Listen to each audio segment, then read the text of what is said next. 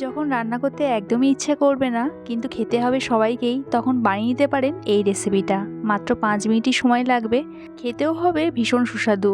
Dining টেবিলে থাকলে মাছ মাংস ডিমের দিকে কিন্তু কেউ তাকাবেও না। চলুন দেখে নিই এই 5 মিনিটের চমক রেসিপিটার জন্য আমি এখানে সবার প্রথমে 200 গ্রামের যে টক দইয়ের প্যাকেট হয় সেই প্যাকেটের 1 প্যাকেট নিয়েছি। দইটা এখানে একটা বাটির মধ্যে ঢেলে নিলাম। এবার দইটা খুব ভালো করে একটু ফেটিয়ে নিতে হবে, মানে একটু ভালো করে মিক্স করে নিতে হবে যতক্ষণ না দইয়ের টেক্সচারটা একটা ক্রিমি ভাব আসছে। ঠিক এরকম ক্রিমি টেক্সচার আসা না পর্যন্ত কিন্তু এটা ভালো করে একটু এরকম ফেটিয়ে নিতে হবে। এরপর এখানে দিয়ে দেবো সবার প্রথমে 1/2 চামচ মতন বিট নুন। হাতের কাছে যদি বিট নুনটা একান্তই না থাকে সাদা নুনটাও দিতে পারেন, তবে বিট নুন দিলে বেশি ভালো টেস্ট হবে।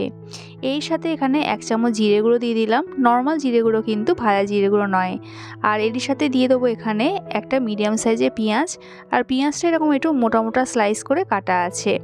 পেঁয়াজটা এখানে দিয়ে দিলাম। এবার সব কিছু একটু ভালো করে মিক্স করে নেব। যেহেতু এখানে নুন আছে তাই পেঁয়াজটা এখানে দিয়ে দিলাম, তাতে পেঁয়াজটা একটু নরম হয়ে যাবে।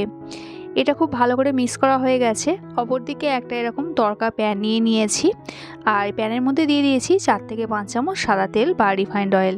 তেলটা খুব ভালো মতন গরম হয়ে গেলে গ্যাসের ফ্লেমটা একদম লোতে রেখে এখানে দিয়ে দিলাম 1 চামচ গোটা জিরে। আর জিরেটা দেওয়ার পরেই গ্যাসের ফ্লেমটা বন্ধ করে দিলাম। এর সাথে এখানে দিলাম 3 থেকে 4 কোয়া রসুন, আর তারপরে দিয়ে দিলাম একটু কসুরি মেথি। এতে টেস্টটা কিন্তু খুব ভালো আসবে। আর সবশেষে দিয়ে দিলাম 1/2 চামচের একটু বেশি কাশ্মীরি লঙ্কার গুঁড়ো। নর্মাল লঙ্কার গুঁড়ো দেবেন না, কারণ এই রেসিপিটা একটু কম ঝালই ভালো লাগবে খেতে। এবার সব কিছু একটু ভালো করে মিক্স করে নেব। আর এখানে দেখতেই পাচ্ছেন সব কিছু খুব ভালো করে ভাজা হয়ে গেছে, একটাও কিছু পড়েনি। আর ঠিক এরকমই কিন্তু ভাজাটা লাগবে। এবার এখানে নিয়ে নিয়েছি 2টো মিডিয়াম সাইজের আলু। এখানে একটা আলু বড় আর একটা ছোট বলে আমি 2টো মিডিয়াম সাইজের আলু বললাম। আর আলুগুলো ঠিক এরকম একটু স্ম্যাশড করে দিতে হবে, মানে খুব একটা স্ম্যাশড করে না, ঠিক এরকম আধ ভাঙা আধ গোটা করে দিতে হবে। আর যেদিন এই রেসিপিটা করবেন সেদিনকে ভাতের মধ্যে আলুটা দিয়ে দেবেন, তাহলে আলাদা করে আলু সেদ্ধ করার সময়টা নষ্ট হবে না। এরপর এখানে যে তরকাটা দিয়েছিলাম সেটা এখানে দিয়ে দিলাম। এবার সব কিছু একটু ভালো করে মিক্স করে নেব। রেসিপিটা প্রায় হয়েই এসেছে।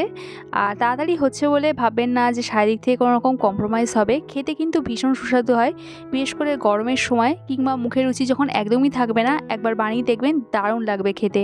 সবশেষে একটু ফ্রেশ ধনেপাতা কুচি দিয়ে দেবো।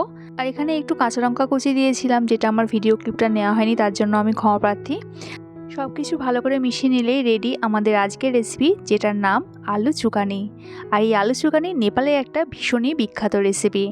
আর এটা দিয়ে আপনারা ভাত, রুটি, পরোটা যেটা খুশি কিন্তু খেতে পারবেন, খেতে কিন্তু দারুণ লাগে। আর ভিডিও টাইমিং দেখে বুঝতেই পেরেছেন নিশ্চয়ই যে রেসিপিটা বানাতে কতটা কম সময় লেগেছে। 5 মিনিটও কিন্তু আমার সময় লাগেনি, তার মধ্যে এইরকম একটা স্বাস্থ্যকর, লোভনীয়, সুস্বাদু রেসিপি তৈরি হয়ে গেল। আমার আজকের এই নেপালে জনপ্রিয় রেসিপি আলু চুকানি রেসিপিটা যদি ভালো লাগে একটা লাইক কমেন্ট করার অনুরোধ রইল। দেখা হচ্ছে আবার এক নতুন রেসিপির সাথে। সবাই সুস্থ থাকবেন, ভালো থাকবেন।